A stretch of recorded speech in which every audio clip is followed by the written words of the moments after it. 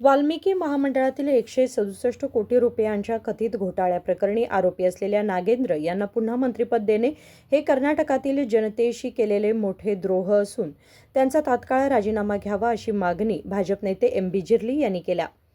गुरुवारी बेळगाव येथे आयोजित पत्रकार परिषदेमध्ये ते बोलत होते. ते म्हणाले की सिद्धरामय्या मुख्यमंत्री असताना वाल्मिकी महामंडळ घोटाळा उघडकीस आल्यानंतर भाजपने तीव्र आंदोलन केले होते. त्यानंतर नागेंद्र यांना मंत्रिपदाचा राजीनामा द्यावा लागला होता. आता मुख्यमंत्री डी के शिवकुमार यांच्या नेतृत्वाखालील सरकारने त्यांनाच पुन्हा मंत्रिमंडळात स्थान दिले ही दुर्दैवी बाब असल्याची टीका त्यांनी केली. ಕರ್ನಾಟಕ ರಾಜ್ಯದಲ್ಲಿ ಪ್ರಚಲಿತ ರಾಜಕಾರಣದ ಬಗ್ಗೆ ನಿಮ್ಮೆಲ್ಲರಿಗೂ ಗೊತ್ತಿದೆ. ಯಾವ ಬಿ ನಾಗೇಂದ್ರ ಅವರು ಕರ್ನಾಟಕ ರಾಜ್ಯ ಕಂಡರಿಯದ ವಾಲ್ಮೀಕಿ ನಿಗಮದಲ್ಲಿ ಮಾಡಿದಂಥ ಹಗರಣ ರಾಜ್ಯದಲ್ಲಿ ಮಾತ್ರವಲ್ಲ ಇಡೀ ರಾಷ್ಟ್ರದಲ್ಲಿ ಬಹಳ ದೊಡ್ಡ ಹೆಸರನ್ನು ಮಾಡಿತ್ತು. ಸುಮಾರು 187 ಕೋಟಿ ರೂಪಾಯಿಗಳ ಹಗರಣ ಈ ಕರಪ್ಷನ್ ಹಗರಣ ಇಟ್ ಈಸ್. ಅದರ ಬಗ್ಗೆ ಭಾಳ ದೊಡ್ಡದಾದ ಹೋರಾಟವನ್ನು ನಾವು 2024ರಲ್ಲಿ ತೆಗೆದುಕೊಂಡಿದ್ದೀವಿ. ಆವಾಗ ಸಿದ್ದರಾಮಯ್ಯನವರು ಪ್ರೈಮಾ ಫೇಸಿ ಅದನ್ನು ಒಪ್ಕೊಂಡು ಬಿ ನಾಗೇಂದ್ರ ಅವರ ರಾಜೀನಾಮೆಯನ್ನು ತೆಗೆದುಕೊಂಡಿರುವಂಥದ್ದು ಒಂದು ಇತಿಹಾಸದ ಭಾಗ. ಕಳೆದ 2 ವರ್ಷದಲ್ಲಿ ಕರ್ನಾಟಕ ರಾಜ್ಯದಲ್ಲಿ ಬಹುತೇಕ ಸಂಪೂರ್ಣ ಆಡಳಿತ ವಿಫಲವಾಗಿದೆ. ತಾವು ಮುಖ್ಯಮಂತ್ರಿಗಳಾಗಬೇಕು ಅಂತ ಹೇಳಿ ಕಳೆದ ಒಂದು ವರ್ಷದಿಂದ ಅದನ್ನೇ ಕೆಲಸ ಮಾಡಿದರು. ಅದರ ನಂತರದಲ್ಲಿ ಮುಖ್ಯಮಂತ್ರಿಗಳನ್ನೇ ಯಾರನ್ನು ಮಾಡಬೇಕು ಅನ್ನೋದರಲ್ಲಿ 1 ತಿಂಗಳು 2 ತಿಂಗಳು ಕಳೆದರು. ಅದರ ನಂತರದಲ್ಲಿ ಖಾತೆ ಹಂಚಿಕೆಗೆ ಸುಮಾರು 15 ದಿವಸಗಳ ಮೇಲೆ ಆಯಿತು. The constitutional prerogative vested with the chief minister of Karnataka. Cabinet ಫಾರ್ಮೇಷನ್ನು, ಖಾತೆಗಳ ಹಂಚಿಕೆ, it is the prerogative power of the chief minister of the state. ಅದೆಲ್ಲವನ್ನು ಬದಿಗಿಟ್ಟು ದಿನಾಲು ದಿಲ್ಲಿಗೆ ಬಹುತೇಕ ಕಳೆದ 10-15 ದಿವಸದಲ್ಲಿ ಒಂದು 10-12 ಟ್ರಿಪ್ಗಳನ್ನು ಸಿ ಎಂ ಅವರು ಕರ್ನಾಟಕ ರಾಜ್ಯ ಬರ ಪರಿಸ್ಥಿತಿ, ಮಳೆಯ ಅಭಾವ, ರೈತರ ಸಂಕಷ್ಟಗಳನ್ನೆಲ್ಲವನ್ನು ಮರೆತು ಸುರ್ಜೇವಾಲಾ ಅವರ ಮನೆ ಮತ್ತು ರಾಹುಲ್ ಗಾಂಧಿಯವರ ಮನೆ ಬಾಗಿಲು ಕಾಯುವಂಥ ಬಹಳ ಒಂದು ಕೆಟ್ಟ ರಾಜಕಾರಣವನ್ನು ಕರ್ನಾಟಕ ರಾಜ್ಯಕ್ಕೆ ಮಸಿ ಬಳಿಯುವಂಥ ಕಾರ್ಯಕ್ರಮಗಳನ್ನು ಇವತ್ತು ಹಾಕ್ಕೊಂಡಿದ್ದಾರೆ. Totally has forgotten the developmental issues. ನಾನು ಮಾಡಿದ್ದೇ ಸತ್ಯ ಅನ್ನೋ ರೀತಿಯಲ್ಲಿ ಅವರ ವರ್ತನೆ ಇದೆ. ಅಂತಹದರಲ್ಲಿ ಮತ್ತೆ ನಾಗೇಂದ್ರ ಅವರನ್ನು ಕ್ಯಾಬಿನೆಟ್ಗೆ ಮರು ನೇಮಕ ಮಾಡಿಕೊಂಡಿರುವಂಥದ್ದು ಇದೊಂದು ಕರ್ನಾಟಕ ರಾಜ್ಯದ ಜನರಿಗೆ ಮಾಡಿರುವಂಥ ದೊಡ್ಡ ಒಂದು ದ್ರೋಹ ಮತ್ತು ಇನ್ಸಲ್ಟು ಅಂತ ನಾವು ಅವರನ್ನು ಕ್ಯಾಬಿನೆಟ್ದಿಂದ ಕೈ ಬಿಡಿ ಅನ್ನೋವಂಥ ಹೋರಾಟವನ್ನು ಕರ್ನಾಟಕದ ತುಂಬ ಮಾಡ್ತಾ ಇದ್ದೀವಿ. ಇದರಲ್ಲಿ ಒಂದು 2-3 ಇಶ್ಯೂಗಳನ್ನು ನಿಮ್ಮ ಮುಂದೆ ತರಲಿಕ್ಕೆ ಇಚ್ಛಪಡ್ತಾ ಇದ್ದೇನೆ. ರಾಜ್ಯದಲ್ಲಿ ಈ ವಿಚಾರದ ಬಗ್ಗೆ ಬಹಳ ಅದು ಎಲೆಕ್ಟ್ರಾನಿಕ್ ಮೀಡಿಯಾ ಆಗಿರ್ಬೋದು, ಪ್ರಿಂಟ್ ಮೀಡಿಯಾ ಆಗಿರ್ಬೋದು, ಸೋಷಿಯಲ್ ಮೀಡಿಯಾದಲ್ಲೇ ಆಗಿರ್ಬೋದು, ತುಂಬ ಚರ್ಚೆ ಆಗ್ತಾ ಇದೆ. ನೀವು ಪ್ರಶ್ನೆ ಕೇಳೋದಕ್ಕಿಂತ ಮುಂಚೆ 1-2 ವಿಚಾರಗಳನ್ನು, ಯಾಕಂತ ಹೇಳಿದ್ರೆ ಬೆಳಗಾವಿ ಪತ್ರಿಕಾ ಮಿತ್ರರು ತುಂಬ ರಾಜಕೀಯ ಮತ್ತು ಸಾಮಾಜಿಕ ಮತ್ತು ವೈಯಕ್ತಿಕ ಮೌಲ್ಯಗಳ ಬಗ್ಗೆ ಬಹಳ ಹೆಚ್ಚಿನ ಆದ್ಯತೆಯನ್ನು ಕೊಟ್ಟು ಕೆಲಸ ಮಾಡ್ಕೊಂಡು ಬಂದಂಥವರು ನಮ್ಮ ಇತಿಹಾಸ ಇದೆ ಬೆಳಗಾವಿ. ನನಗೊಬ್ಬರು ಕೇಳಿದ್ರು, sir, you are a practising lawyer for the last 45 years, right from district court to supreme court of India. Nagendra ಅವರು ಕಾನೂನುಬದ್ಧವಾಗಿ ರಾಜೀನಾಮೆ ಕೊಡುವಂಥದ್ದು ಅವಶ್ಯ ಇದೆಯಾ? Legally is it necessary that he should submit a resignation ಅಂತ ಕೇಳಿದ್ರು. ನಾನು ಹೇಳಿದೆ technically and legally there is no necessity. ಆದರೆ ಕರ್ನಾಟಕ ರಾಜ್ಯದಲ್ಲಿ ಮಂತ್ರಿಗಳನ್ನು ಅಪಾಯಿಂಟ್ಮೆಂಟ್ ಮಾಡಬೇಕಾದ್ರೆ ಸಿ ಎಂ ಅವರು ಹೇಳಿದವ್ರು ರನ್ ಮಾಡ್ತಾರೆ, ಗವರ್ನರ್ ಅವರು ಅವ್ರಿಗೆ ಪರ್ಮಿಷನನ್ನು ಕೊಡ್ತಾರೆ, ಬೋಧನೆಯನ್ನು ಮಾಡ್ತಾರೆ. ಅದೇ ಪ್ರಕಾರ ಇಂಥ ಪ್ರಕರಣಗಳು ಇಡೀ ರಾಷ್ಟ್ರದಲ್ಲಿ ಬಹಳ ಸುಪ್ರೀಂ ಕೋರ್ಟ್ಗಳಿಗೆ ಹೋಗಿವೆ. ಸುಪ್ರೀಂ ಕೋರ್ಟ್ ಏನು ಹೇಳಿತ್ತು ಅಂತ ಹೇಳಿದರೆ, ಹಲವಾರು ಇಂಥ ಕೇಸ್ಗಳಲ್ಲಿ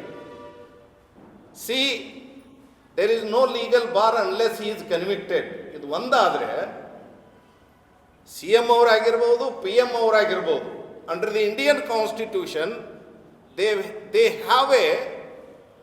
have a moral and political morality, a constitutional mandate. ಆದ್ದರಿಂದ ಅಂಥವರಿಗೆ ಅವಕಾಶಗಳನ್ನು ಕೊಡಬಾರ್ದು ಅನ್ನುವಂಥ ಸ್ವಚ್ಛವಾಗಿರುವಂಥ ನಿರ್ದೇಶನಗಳನ್ನು ಕೊಟ್ಟಿರುವಂಥ ಸುಮಾರು ಕೇಸುಗಳು ನಮ್ಮ ದೇಶದಲ್ಲಿ ನಡೆದು ಆಗಿವೆ. ಆದ್ದರಿಂದ we are urging, BJP is urging for the resignation of Nagendra on 2 points. One is constitutional mandate requires that untainted persons, untainted criminal record ಇರದೇ ಇರುವಂಥವರನ್ನು ಕ್ಯಾಬಿನೆಟಿಗೆ ತರಬೇಕು ಅನ್ನುವಂಥದ್ದು. ಅದಲ್ಲದೆ political philosophy also suggest that tainted person should not be inducted in the cabinet. ಇದು ಒಂದನೇ ಪ್ರಶ್ನೆ, ಒಂದನೇ ಒಂದು clarity. ಬಹುತೇಕ ನಾನು ಎಲ್ಲರ ಇಂಟರ್ವ್ಯೂಗಳನ್ನು ಕೇಳಿದ್ದೀನಿ ರಾಜ್ಯದಲ್ಲಿ, ಆದರೆ ಈ ಆ್ಯಂಗಲನ್ನು ಬಹುತೇಕ ನಾನು ನಿಮ್ಮ ಕೂಡ ಹಂಚ್ಕೊಳ್ತಾ ಇದ್ದೇನೆ. ಎರಡನೆಯದಾಗಿ ಆಗಿರುವಂಥದ್ದು 187 ಕೋಟಿ ಬಿಟ್ಟು ಸುಮಾರು 42 ಕೇಸುಗಳು ಅವ್ರ ಮೇಲಿದೆ. How many? As per I am not telling this, as per the affidavit filed by B. Nagendra in 2023 when he did his nomination for MLA contest. 42. ಅದನ್ನು ಬಿಟ್ಬಿಡಿ ಒಂದು ನಿಮಿಷ, ಅದಕ್ಕೆ ಆಮೇಲೆ ಬರ್ತೀನಿ ನಾನು. ಇದರಲ್ಲಿ ಹಗರಣ ಆಗಿರುವಂಥದ್ದು ವಾಲ್ಮೀಕಿ ನಿಗಮದಲ್ಲಿ. Who was in charge of that? Valmiki ನಿಗಮ it is not a private organisation. It is totally funded, run, administered, monitored by the Karnataka government minister. Karnataka government. Adu corruption charges. Corruption case, it is very serious. ಅದರಿಂದ ಇಂಥ ವ್ಯಕ್ತಿಗಳನ್ನು ಮತ್ತೆ ಕ್ಯಾಬಿನೆಟಿಗೆ ಸೇರಿಸ್ಕೊಂಡ್ರೆ investigation is going on. ಸುಮಾರು ಕೇಸ್ಗಳಲ್ಲಿ charge sheet file ಆಗಿದೆ, ಇಡಿ file ಮಾಡಿದೆ. ಆದ್ದರಿಂದ ಇಂಥ ಸಂದರ್ಭದಲ್ಲಿ being a accused, being facing the investigation, the person cannot be in cabinet in government, otherwise he will influence ಅನ್ನುವಂಥದ್ದೊಂದಿದೆ. ಆದ್ದರಿಂದ ಕಾನೂನಿನಲ್ಲಿ ಒಂದು ವಿಷಯ ಬರುತ್ತೆ, no man can be a judge in his own case ಅಂತ ಹೇಳ್ತಾರೆ. ಅಂತ ಹೇಳಿದ್ರೆ ನಾನೇ ತೀರ್ಪುಗಾರ, ನಾನೇ ಜಡ್ಜು, ಮತ್ತು ನಾನು ಆರೋಪಿ. ಅದಕ್ಕೆ ಇದನ್ನು ಲ್ಯಾಟಿನ್ ಒಂದು ಡಾಕ್ಟ್ರಿನ್ದಿಂದ ತೆಗೆದುಕೊಂಡಿದ್ದಾರೆ, ನೆಮೋಡ್ಯಾಟ್ ನಾನ್ ಕಾಡ್ರೇಟ್ ಅಂತ ಹೇಳಿದ್ರೆ nobody can judge in his own case ಅಂತ. ಆದ್ದರಿಂದ ಅವರೇ ಆರೋಪಿ, ಸರ್ಕಾರನೇ ಆ ಎಲ್ಲ ವಿಟ್ನೆಸಸ್ಗಳನ್ನು ಕೊಡಬೇಕು. ಆದ್ದರಿಂದ ಜನ ನಿರೀಕ್ಷೆ ಮಾಡ್ತಾ ಇದ್ದಾರೆ, ಸನ್ಮಾನ್ಯ ಶ್ರೀ ಡಿ ಕೆ ಶಿವಕುಮಾರ್ ಅವರೇ ಯಥಾಯೋಗ್ಯವಾಗಿ the constitutional mandate, political philosophy ಇದೆಲ್ಲವನ್ನು ನೀವು ಗಮನದಲ್ಲಿಟ್ಕೊಂಡು ಕರ್ನಾಟಕ ರಾಜ್ಯದಲ್ಲಿ ಮೌಲ್ಯಾಧಾರಿತ ಒಂದು ರಾಜಕಾರಣವನ್ನು ನಾವು ಮಾಡಬೇಕಾಗಿದೆ. ಆದ್ದರಿಂದ ಅವರ ರಾಜೀನಾಮೆಯನ್ನು ಹಿಂಪಡಿಬೇಕು. ಇಲ್ಲದೇ ಇದ್ದರೆ ಭಾಳ ದೊಡ್ಡ ಪ್ರಮಾಣದಲ್ಲಿ ನಾವು ಇದನ್ನು ಹೋರಾಟವನ್ನು till end we are going to take up. ಒಟ್ಟಿರೋದನ್ನು ಹಿಂಪಡಿಬೇಕು, ತೆಗಿಬೇಕು ಮಿನಿಸ್ಟ್ರಿಯಿಂದ. It is a very simple thing. ಮತ್ತು ಪೆಂಡಿಂಗ್ ಇರುವಂಥ ಕೇಸಸ್ಸು 42 ಕೇಸಸ್ ಇದೆ. ಅದರಲ್ಲಿ ಸುಮಾರು ಎಲ್ಲ ಕೇಸುಗಳು cheating, breach of trust, mining ಮಿನರಲ್ಸ್ದಲ್ಲಿ ಆಗಿರುವಂಥ ಸುಮಾರು ಕೇಸುಗಳು, IPCಯಲ್ಲಿ ಸುಮಾರು ಕೇಸುಗಳು, ಇನ್ಕಮ್ ಟ್ಯಾಕ್ಸ್ದಲ್ಲಿ ಆಗಿರುವಂಥ ಕೇಸುಗಳು, ಬೃಹತ್ ಒಂದು 42 ಕೇಸುಗಳನ್ನು ಅವರೇ ಡಿಕ್ಲೇರ್ ಮಾಡಿಕೊಂಡಿದ್ದಾರೆ. Other than these cases I am telling, other than these Valmiki ಹಗರಣದ ಕೇಸವ.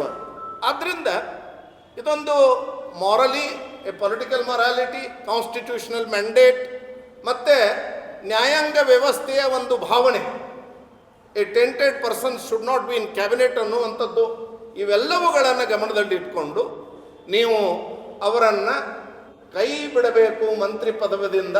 ಇಲ್ಲದೇ ಇದ್ದರೆ ನಾವು ಬಹಳ ದೊಡ್ಡ ಉಗ್ರವಾದ ಹೋರಾಟವನ್ನು ಸದನದ ಒಳಗಡೆ ಸದನದ ಹೊರಗಡೆ ಮಾಡ್ತೀವಿ ಅನ್ನುವಂಥ ಮಾತನ್ನು ಈ ಸಂದರ್ಭದಲ್ಲಿ ಹೇಳ್ತೇನೆ. Thank you.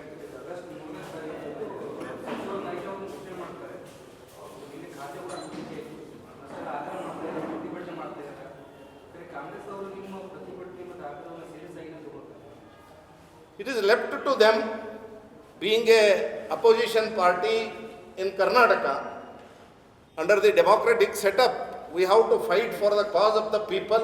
ನಾವು ಅದರ ಸಲುವಾಗಿ ಹೋರಾಟವನ್ನು ಮಾಡ್ತೀವಿ. ಅವರು ಸರಿಯಾಗಿ ಸೀರಿಯಸ್ ಆಗಿ ತಗೊಳ್ಳೋ ರೀತಿಯಲ್ಲೇ ಮಾಡ್ತೀವಿ. ಆದ್ದರಿಂದ ಈ ಒಂದು ವಿಚಾರವನ್ನು ತಮ್ಮ ಮೂಲಕ ಸಮಾಜಕ್ಕೆ ತಿಳಿಸುವಂಥ ಕೆಲಸವನ್ನು ಮಾಡಬೇಕು ಅಂತ ಕಳಕಳಿಯ ವಿನಂತಿ. जिर्ली सर ಹೇಳಿದಂಗೆ ಈಗ यावेळी भाजपचे बेळगाव ग्रामीण जिल्हाध्यक्ष सुभाष पाटील, शहराध्यक्ष गीता सुतार, माजी विधान परिषदेचे सदस्य महांतेश कवटगिमठ, माजी आमदार संजय पाटील, राजेंद्र हरकुनी यांच्यासह अन्य पदाधिकारी उपस्थित होते. विनोद कोलकार, KMM मराठी, बेळगाव.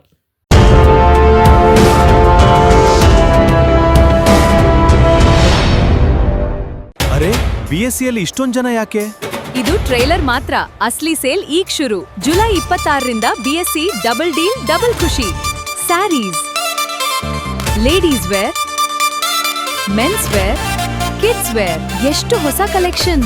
ಪ್ರತಿ ಕಲೆಕ್ಷನ್ ಸೂಪರ್. ನೀವು ಬನ್ನಿ, ಶಾಪಿಂಗ್ ಮಜಾ ಅನುಭವಿಸಿ. BSc ಡಬಲ್ ಡೀಲ್ ಡಬಲ್ ಖುಷಿ. ಅದಕ್ಕೆ